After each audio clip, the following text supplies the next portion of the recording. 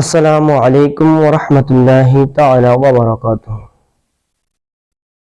আলহামদুলিল্লাহি রাব্বিল আলামিন ওয়াল আকিবাতু লিল মুত্তাকিন ওয়াস সালাতু ওয়াস সালামু আলা আশরাফিল আমবিয়াই ওয়াল মুরসালিন। আম্মা বা'দ। সুপ্রিয় দর্শক শ্রোতা, যে যেখান থেকে দেখছেন সবাইকে জানাই পবিত্র মাহে রমাদানুল মুবারকের শুভেচ্ছা ও অভিনন্দন। মাহে রমজানের বার্তা অনুষ্ঠানটিতে আজকে আমরা আলোচনা করব রোজার ইতিহাস সম্পর্কে। রমজান মাসের যে ফজিলত রয়েছে তার চেয়েও বেশি ফজিলত রয়েছে রোজার। পবিত্র কুরআনুল কারীমে আল্লাহ রাব্বুল আলামিন সূরা বাকারাতে ইরশাদ করেন, ইয়া আইয়ুহাল্লাযীনা আমানু, হে ঈমানদারগণ, কুতিবা আলাইকুমুস সিয়াম, তোমাদের উপর রোজা ফরজ করা হয়েছে, কামা কুতিবা আলাল্লাযীনা মিন ক্বাবলিকুম, যেভাবে রোজা ফরজ করা হয়েছিল তোমাদের পূর্ববর্তীদের উপর, লাআল্লাকুম তাত্তাকুন, যাতে তোমরা মুত্তাকি হতে পারো। আইয়ামাম মা'দুদাত, এই রোজা ফরজ করা হয়েছে নির্দিষ্ট কয়েকদিনের জন্য। ফামান কানা মিনকুম মারিদান, সুতরাং এই সময়ে তোমাদের মধ্যে যারা অসুস্থতার কারণে রোজা রাখতে পারবে না, আও আলা সাফারিন, অথবা সফরে থাকার কারণে, ভ্রমণে থাকার কারণে রোজা রাখতে পারবে না, রোজা রাখতে অক্ষম হবে, অপারগতা প্রকাশ করবে, ফাইদ্দাতুম মিন আইয়ামিন উখর, সে যেন পরবর্তী সময়ে তা পালন করে। ওয়া আলাল্লাযীনা, আর যারা ইউতিকুনাহু, একেবারেই রোজা রাখতে অক্ষম, ফিদিয়াতুত তাআমুল মিসকিন, তারা যাতে ফিদিয়া স্বরূপ মিসকিনদেরকে খাবার দেয় বা আহার করায়। ফামান তাতাওয়া খায়রান ফাহুয়া খায়রুল লাহু, আর যে ব্যক্তি কল্যাণের জন্য নফল ইবাদত করে তা তার জন্য।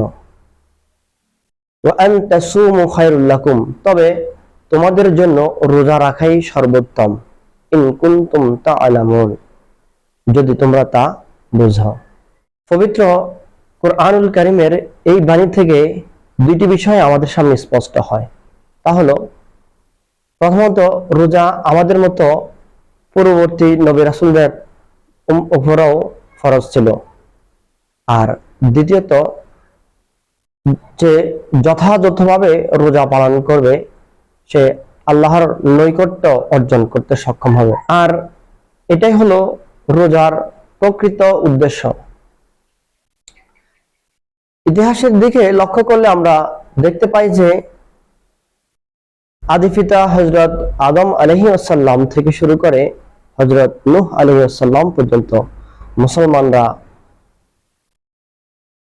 প্রতি চন্দ্র মাসের 14 ও 15 তারিখ রোজা রাখত। ধর্মীয় ভাবে রোজা তথা উপবাস পালন সর্বপ্রথম ইহুদিদের ইতিহাসে সংঘটিত হয়। তারা অতীত বেদনাময় ঘটনাকে স্মরণ করে উপবাস পালন করত এবং বিধাতার কাছে ভবিষ্যৎ সুরক্ষার লাভের জন্য রোজা রাখত। প্রিয় নবীজি সাল্লাল্লাহু আলাইহি সাল্লাম যখন মক্কা থেকে মদিনায় হিজরত করেন, তখন তিনি দেখলেন যে মদিনার ইহুদিরা মুহররম মাসের 10ম তারিখে রোজা রাখছে। তিনি তাদের এই কাজটাকে উত্তম মনে করেছিলেন এবং তিনি মুসলমানদেরকেও 2টা রোজা রাখার আদেশ করলেন। তিনি ইরশাদ ফরমান যে এই রোজা রাখবার ব্যাপারে ইহুদিদের তুলনায় আমাদের অধিকার সবচেয়ে বেশি। তাওরাতের লেভিটিকাস পুস্তকে বলা হয়েছে, The Lord spoke to Moses, saying, Mark the 10th day, if this 7th month is the day of atonement. It shall be a sacred occasion for you. You shall practice self-denial, and you shall bring an offering by fire to the Lord.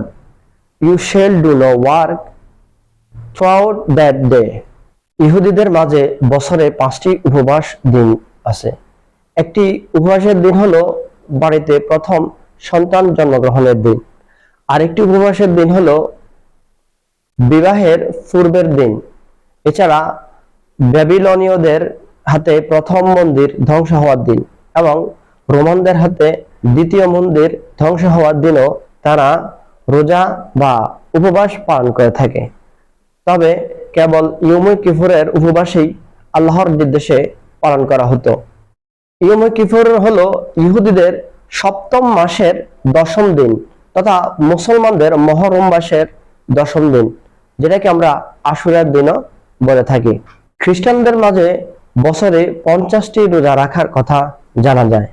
রোজার উদ্দেশ্য বর্ণনা করে ইমাম গাজালি রহমতুল্লাহ আলাইহি বলেন, আখলাকে ইলাহি বা আল্লাহর গুণে গুণান্বিত করাই রোজার অন্যতম উদ্দেশ্য।